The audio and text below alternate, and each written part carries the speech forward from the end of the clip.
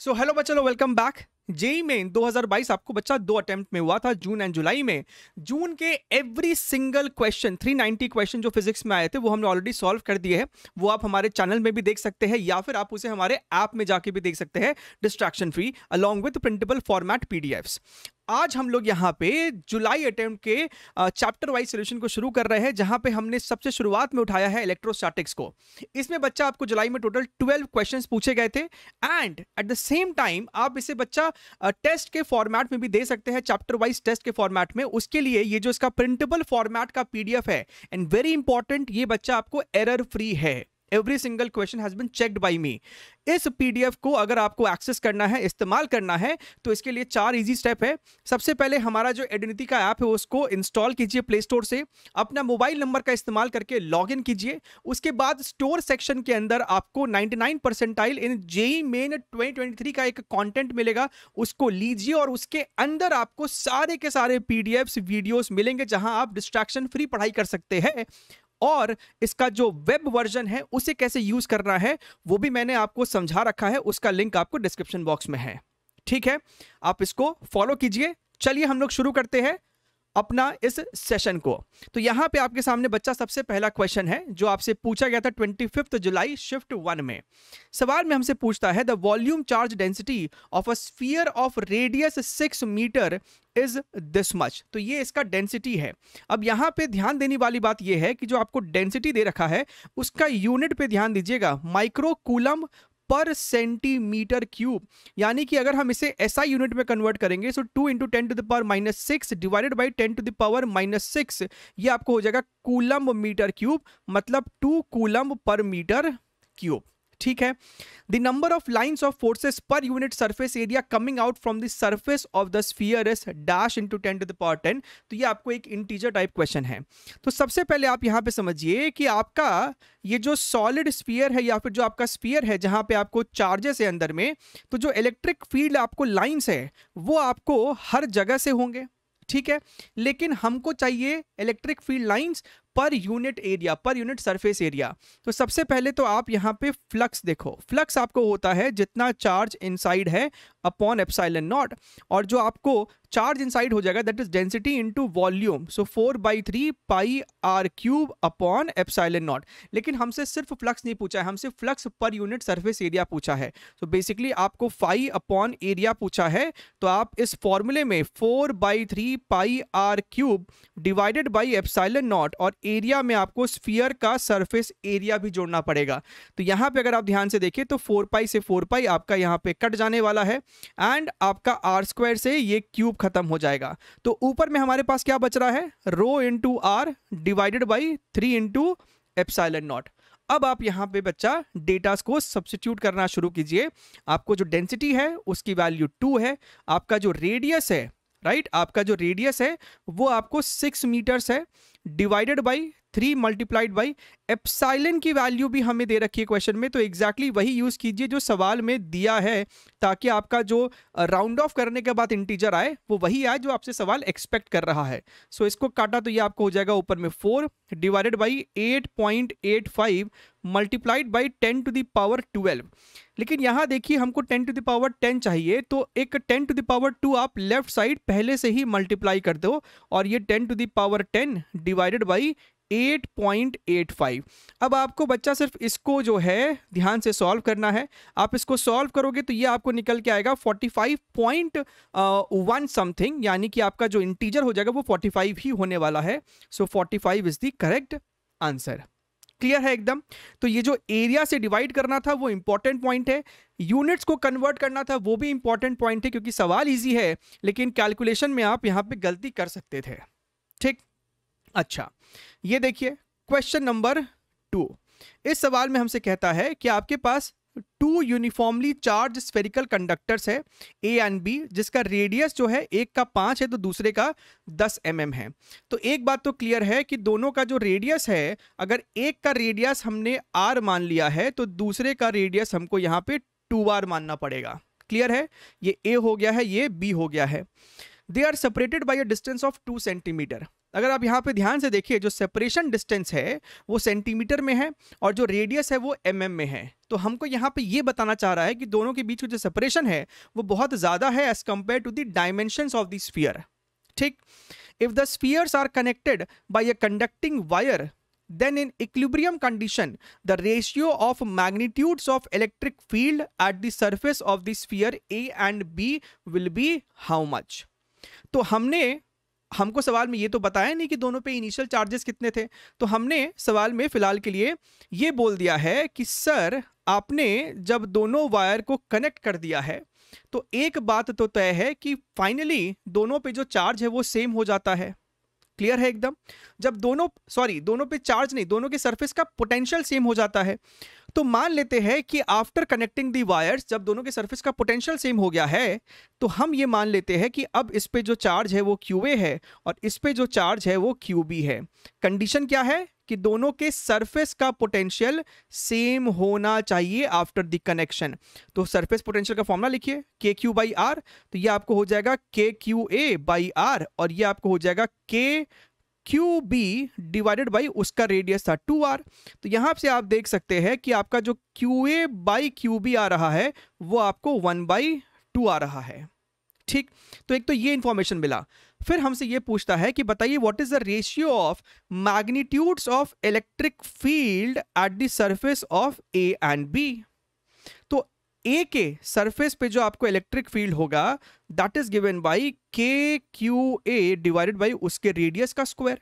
ठीक है, अच्छा कुछ बच्चे के मन में डाउट आएगा कि सर ये जो बाजू वाला जो चार्ज है उसके वजह से भी तो यहाँ पे इलेक्ट्रिक फील्ड हमको लिखना चाहिए। तो सवाल में इसीलिए आपको ये जो डिस्टेंस है वो ज्यादा दिया है as compare to the dimensions of the sphere, तो आके आप यहाँ पे ये अज्यूम करके चले कि दोनों का एक दूसरे पे कोई इफेक्ट नहीं है।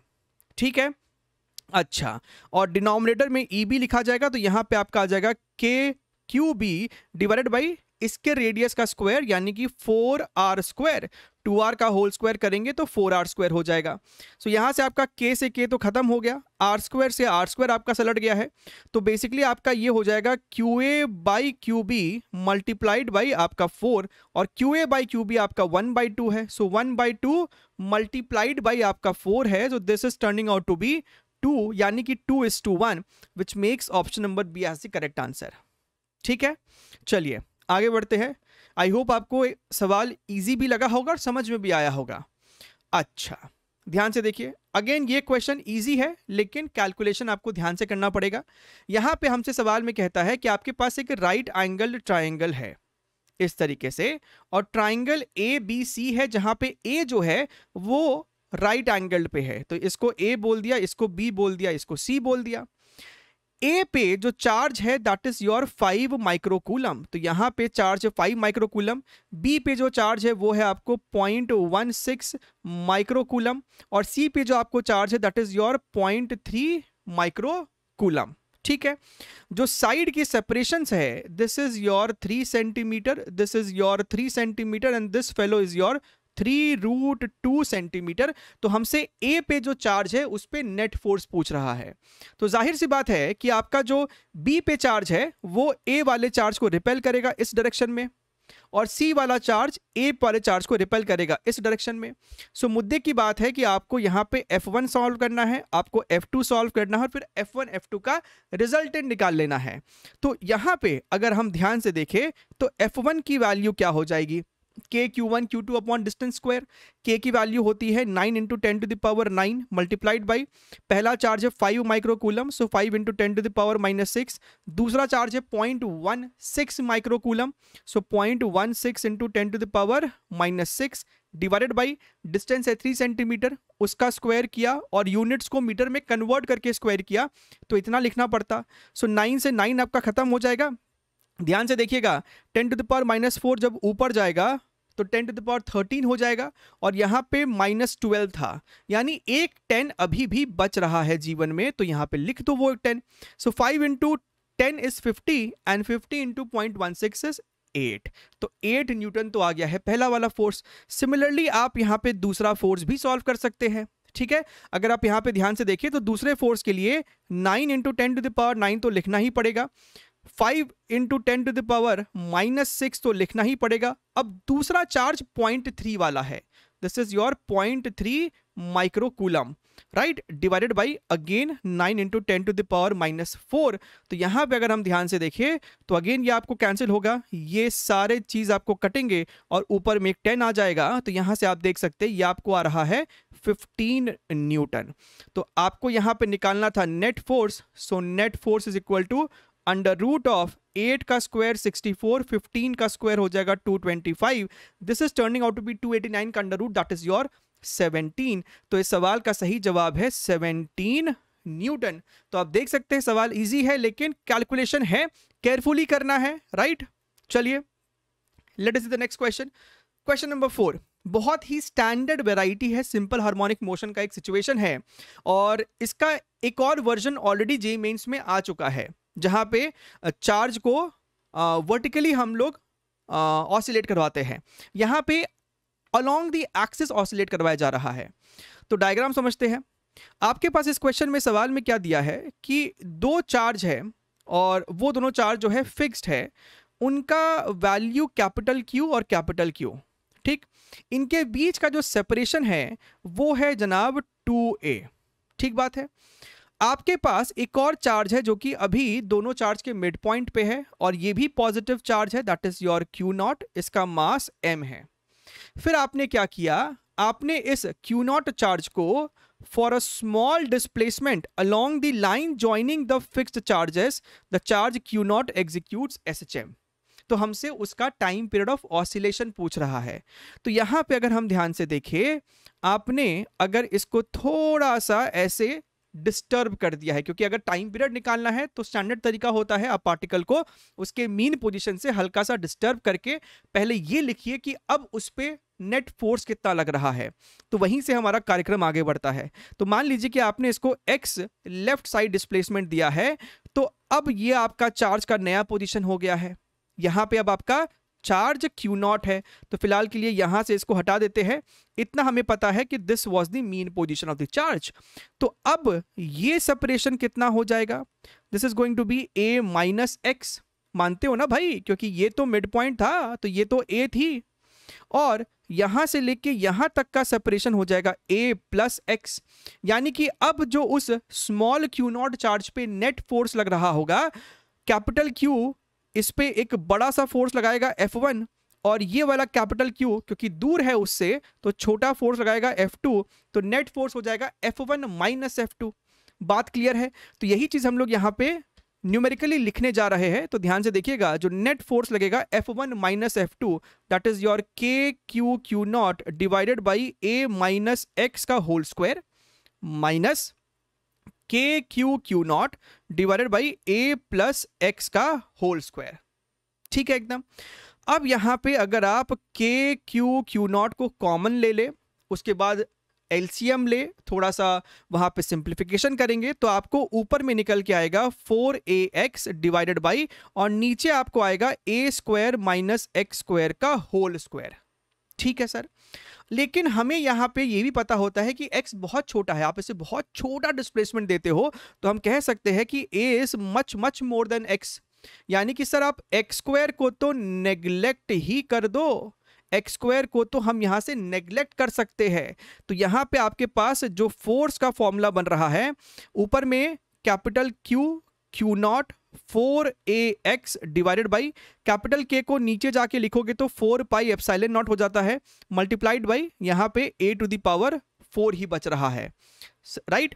अच्छा, तो यहां से 4 खत्म, a खत्म, ये 4 क्यूब बन जाएगा। और ये कैपिटल F को क्या लिख सकते हो, this capital F is nothing but charge का मास इनटू उसका एक्सेलरेशन जो अब उस समय होगा। तो स्मॉल a सिंबल तो ऑलरेडी हम इस्तेमाल कर चुके हैं, तो कैपिटल A सिंबल दे देते हैं एक्सेलरेशन को, मास इनटू एक्सेलरेशन।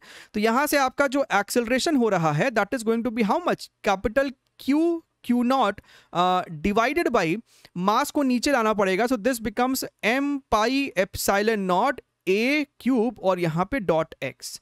तो आपको पता है कि ये अब एसएचएम का फॉर्मेट बन गया है and this is nothing but your omega square, यही आपका ओमेगा स्क्वायर है। यानी कि अगर हम यहाँ पे टाइम पीरियड की बात करेंगे जनाब, सो 2 पाई बाई ओमेगा यानी कि 2 पाई अंडर रूट ऑफ, इसका उल्टा करना पड़ेगा, सो m pi epsilon nought a cube divided by capital Q not. अब आप सभी जानते हैं कि अगर इस 2 पाई को हम लोग अंदर भेज देंगे तो 2 4 बन जाएगा और पाई पाई स्क्वायर, और ऑलरेडी अंदर एक पाई था तो पाई क्यूब हो जाने वाला है, which makes option number A as the correct answer. Clear है? तो बहुत डिटेल में आपको यहाँ पे पूरे क्वेश्चन का कॉन्सेप्ट भी समझाया गया है कि कैसे इसको आपको सॉल्व करना था। ठीक, चलिए क्वेश्चन नंबर 5 देखिए। क्वेश्चन नंबर 5 ध्यान से देखिए। सवाल में हमसे कहता है कि आपके पास एक लॉन्ग सिलेंडर है। जब यहाँ पे लॉन्ग वर्ड इस्तेमाल कर दिया गया है यानी कि इनफाइनाइट, आप इसको अज्यूम करके ही चलेंगे, ठीक है। Contains a uniformly distributed charge of density rho coulomb per metre cube. The electric field inside the cylindrical volume at a distance x equals to this much is how much. So मुद्दे की बात यह है कि आपसे x दूरी पे electric field पूछा जा रहा है, ठीक है। अच्छा, तो अगर हम यहां पे एक ऐसा लॉन्ग सिलेंडर मान ले जिसका रेडियस ही x है, तो समझ रहे हो मेरी बात? अगर हम ऐसा कुछ माहौल क्रिएट कर दे जिसका रेडियस ही x है, तो क्या आप इस बात को समझ नहीं पा रहे हैं कि भैया अब आपके पास यहां पे दो चीज हो गई है। एक, इस येलो सिलेंडर के अंदर कुछ चार्जेस होंगे, राइट, जिसके वजह से आप इस पॉइंट पे इलेक्ट्रिक फील्ड ऑब्जर्व कर पाएंगे। लेकिन जो बाहर वाला हो गया है, ये जो ग्रीन वाला पोर्शन है जहां पे चार्ज होंगे, उसके लिए इस ग्रीन वाले पोर्शन के लिए ये एक अंदर वाला पॉइंट है, तो इस ग्रीन वाले की वजह से अंदर वाले पॉइंट पे कोई भी इलेक्ट्रिक फील्ड नहीं होगा। सो मुद्दे की बात यह है कि आपको क्या करना है, आप इस येलो वाले चीज को एक इनफाइनाइट लॉन्ग वायर अज्यूम कर सकते हैं and electric field due to a long wire is equal to 2k lambda by x, यानी कि आप इसको लिख सकते थे lambda upon 2 pi epsilon nought x, जहां पे लैम्डा होता है चार्ज पर यूनिट लेंथ, लेकिन हमको इस क्वेश्चन में जो दिया हुआ है that is charge per unit volume. हमको सर क्वेश्चन में तो डेंसिटी दिया हुआ है, रो दिया हुआ है, सर हम रो को लैम्डा में कैसे कन्वर्ट करेंगे? तो बच्चा रो का यूनिट है कूलम पर मीटर क्यूब। तो लैम्डा अगर आपको चाहिए तो कहीं ना कहीं आपको दिख रहा होगा कि lambda is equal to density into cross section area. ये जो क्रॉस सेक्शन एरिया है ना, ये वाला, ये एरिया से अगर मल्टीप्लाई कर दे पाई एक्स स्क्वायर, तो ये आपको बेसिकली अब लैम्डा ही बन जाएगा, charge per unit length, right. तो यहां पे लैम्डा की जगह हम लिख सकते हैं rho pi x square divided by 2 pi epsilon naught x. So यहां पे हमारे पास पाई से पाई खत्म, x से x खत्म, so this is your rho by 2 epsilon not. और हमें यहाँ पे x की वैल्यू भी दे रखी थी, तो x तो ऊपर में ही है, सो 2 एप्सिलॉन नॉट बाई रो।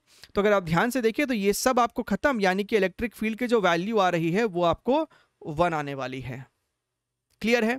तो ये आपका तरीका हो गया है इस सवाल को क्रैक करने का, राइट। चलिए आगे बढ़ते हैं। तो यहाँ पे ये जो लॉन्ग वर्ड लिखा हुआ है that was very very important and critical over here. अब ये आपको काफी आसान सा सवाल था, 27 जुलाई शिफ्ट 2 में पूछा गया क्वेश्चन है। सवाल में आपसे कहता है कि आपके पास एक चार्ज है 4 माइक्रोकूलम का, जिसको आपने 2 हिस्सों में डिवाइड कर दिया है। The distance between the 2 divided charges is constant.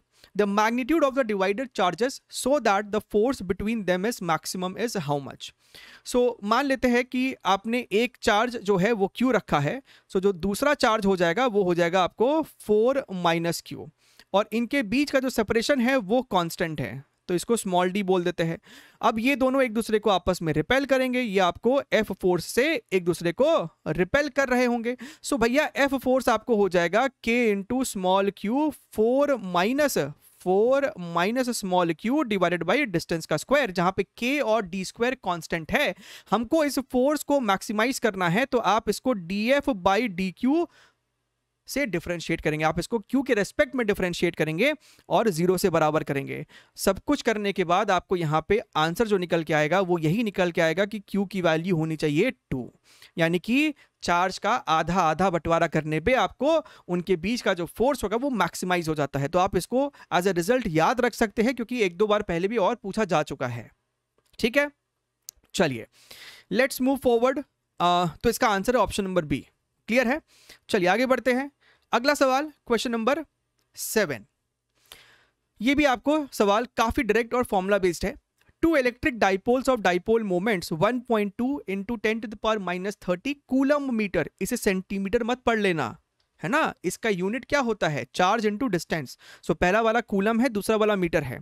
and this much are placed in two different uniform electric fields. The ratio of maximum torque experienced by the electric dipoles will be this much. तो हमसे x की value पूछी जा रही है। तो भैया यहाँ पे आपको पता होना चाहिए कि टॉर्क का जो फॉर्मूला होता है, मैग्नीट्यूड की बात करें अगर, तो P साइन थीटा होता है।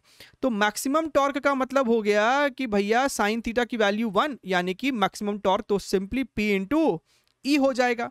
तो यहां पे हमसे इसी का रेशियो पूछ रहा है। सो पहले में मैक्सिमम टॉर्क अपॉन दूसरे में मैक्सिमम टॉर्क, यानी कि sir P1 E1 divided by P2 E2, right, P2 E2। अब यहां पे हमको इस क्वेश्चन में सब दे रखा है। पहले का डाइपोल मोमेंट है 1.2 इंटू 10⁻⁻30।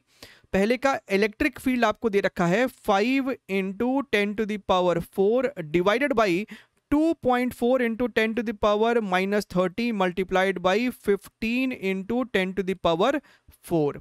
तो यहाँ पे अगर हम ध्यान से देखें तो ये दोनों खत्म हो जाएंगे, ये दोनों भी खत्म हो जाएंगे, ये इसको कट करेगा तो 3 हो जाएगा, ये इसको कट करेगा तो 2 हो जाएगा। सो 1/6, यानी कि x की वैल्यू 6 होनी चाहिए। ठीक, चलिए let's move forward. Question number 8, 28 July shift 2 का सवाल है। ये आपको एक ठीक सवाल है, अच्छा सवाल है। सवाल में हमसे बोलता है कि आपके पास यहाँ पे दो पैरेलल प्लेट्स है, ऊपर वाले पे आपको पॉजिटिव चार्ज है, नीचे वाले पे आपको नेगेटिव चार्ज है, जिस कारण से आपको दोनों प्लेट्स के बीच में इलेक्ट्रिक फील्ड एस्टैब्लिश हो गया है from positive charge to negative charge in the downward direction, right. हमें इस इलेक्ट्रिक फील्ड की वैल्यू भी दे रखी है, that is your 8 into mass of electron upon electronic charge. अब आपके पास यहाँ पे एक इलेक्ट्रॉन है जिसको आपने यहाँ से प्रोजेक्ट किया है horizontally with a speed of 2 metres per second.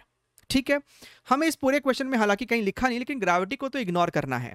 अच्छा, अब भैया ये ठहरा आपका इलेक्ट्रॉन, तो इलेक्ट्रॉन है और इलेक्ट्रिक फील्ड यहाँ पे डाउनवर्ड डायरेक्शन में है। अब अगर ये एक पॉजिटिव चार्ज होता तो इस इलेक्ट्रॉन पे फोर्स नीचे ही लगता, लेकिन ये एक नेगेटिव चार्ज है तो इस पे फोर्स लगेगा इलेक्ट्रिक फील्ड के अपोजिट डायरेक्शन में। अब इस फोर्स के वजह से ये इलेक्ट्रॉन का जो पाथ है वो कंटिन्यूअसली चेंज होते इस तरीके से फाइनली बाहर निकला।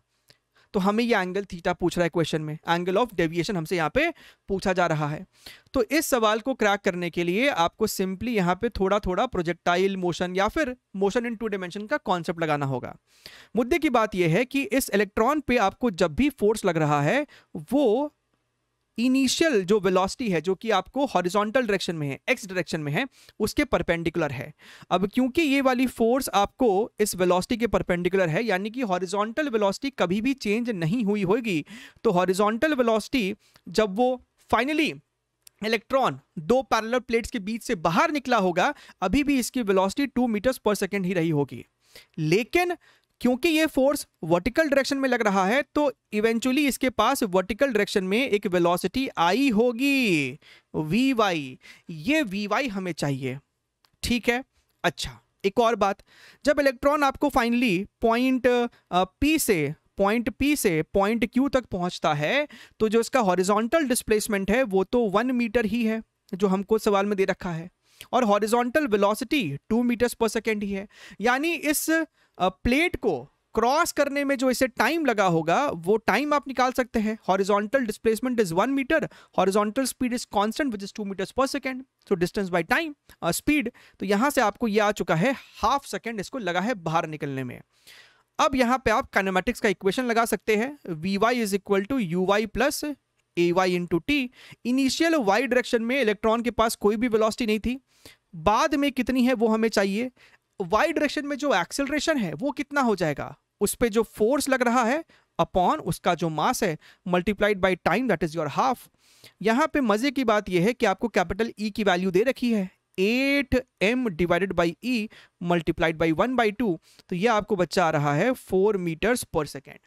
यानी कि ये अगर आपको 4 मीटर्स पर सेकेंड है, Vx की वैल्यू आपको 2 मीटर्स पर सेकेंड है, तो वहां पे आप tan थीटा नहीं लगा सकते, आपको वो Vy बाई Vx नहीं दिख रहा है, और Vy आपको 4 है, Vx आपको 2 है, तो ये आपको जनाब 2 दिख रहा है, यानी कि theta is tan inverse of 2, option number B. ठीक है, चलिए आगे बढ़ते हैं। तो एक अच्छा सवाल था ये आपको, राइट। क्वेश्चन नंबर 9, अगेन ये आपको सवाल अच्छा है, लेकिन इतना स्टैंडर्ड और इतना फ्रीक्वेंटली पूछा जा चुका है कि ये आपको आना चाहिए।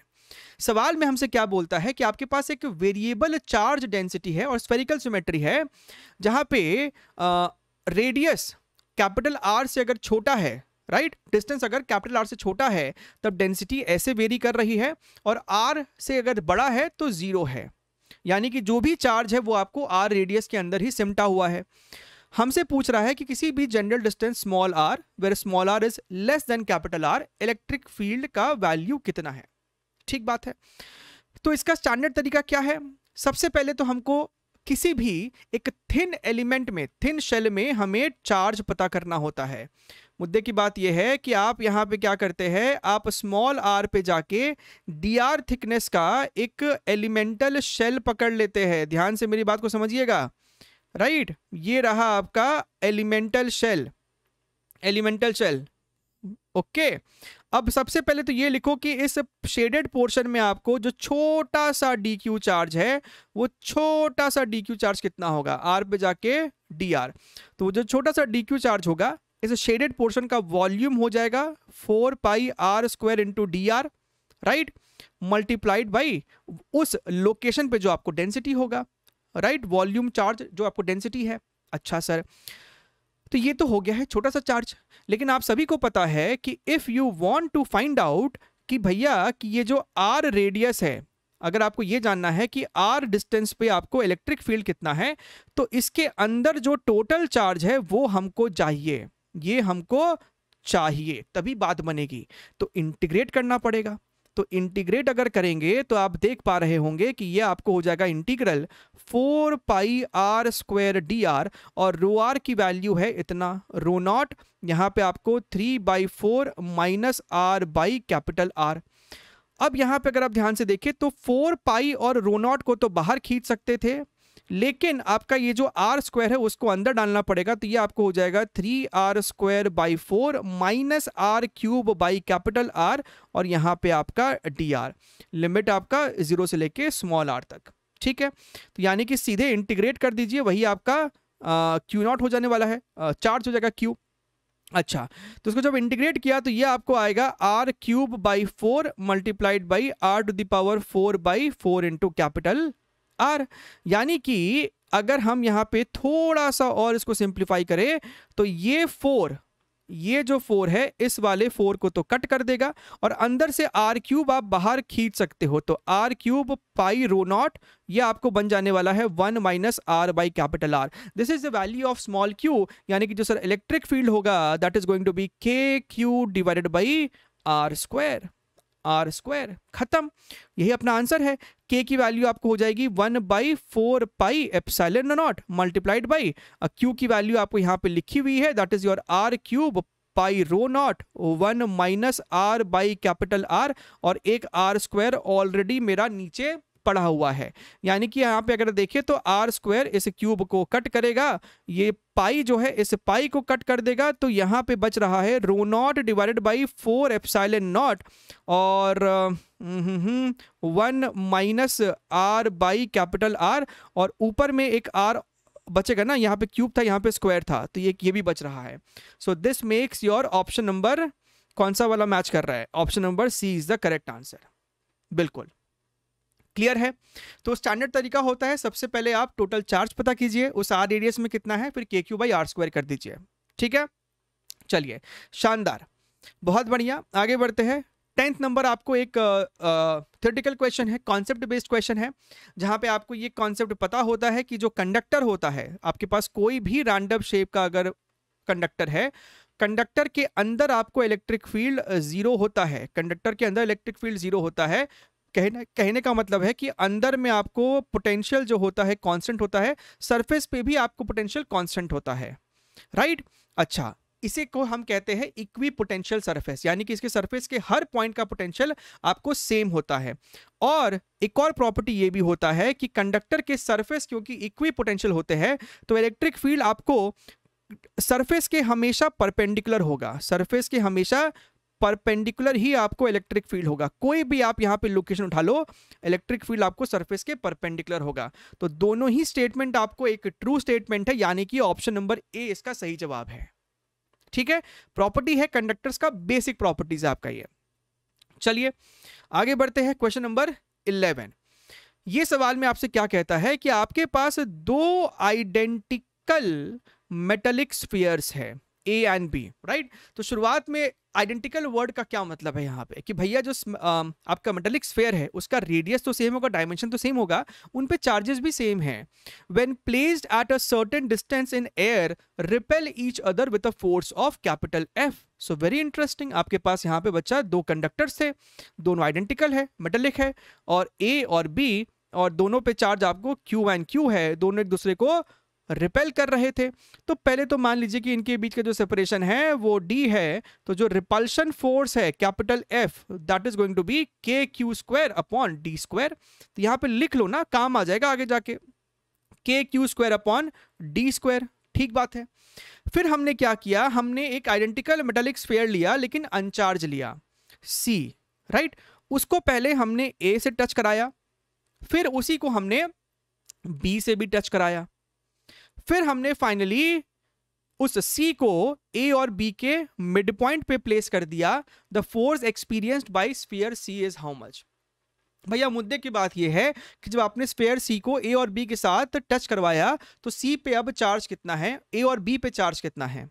तो कॉन्सेप्ट यहां पे क्या लगता है, कॉन्सेप्ट ये लगता है कि अगर आपके पास दो कंडक्टर्स हैं, मेटल्स हैं, और दोनों का रेडियस सेम है, डायमेंशन सेम है स्फीयर का, उसको अगर आपने आपस में टच कराया तो दोनों में फाइनली सरफेस का पोटेंशियल तो सेम हो जाता है, और वो होने के बाद दोनों पे जो चार्जेस होते हैं, क्योंकि डायमेंशन सेम है तो चार्ज भी सेम होना पड़ेगा, दैट विल बी टोटल के सम का आधा। यानी अगर इस पे चार्ज Q1 दूसरे पे Q2 तो फाइनली उन पे जो चार्जेस होंगे वो होंगे Q1 प्लस Q2/2। तो ये आपको एज अ रिजल्ट याद रख सकते हैं, आप इसको डिराइव भी कर सकते हो लेकिन इसको रिजल्ट याद होना चाहिए, राइट। अच्छा, तो हमने यहां पे सबसे पहले क्या किया, हमने C को पहले A के साथ टच कराया। तो अब A पे देखिए, A पे आपको शुरुआत में चार्ज Q था और C पे कुछ भी चार्ज नहीं था, टच करा दिया तो टोटल के सम का आधा हो जाएगा Q/2। तो यानी कि अब A पे जो चार्ज है वो है Q/2 और C पे चार्ज है Q/2। अब आपने C को और B को आपस में टच करवा दिया, B पे अभी चार्ज Q था, तो पहले तो B और C का मिला के चार्ज कितना है, Q/2 plus Q that is 3Q/2, उसका आधा 3Q/4। यानी अब B पे चार्ज है 3Q/4 और C पे भी चार्ज हो जाएगा 3Q/4।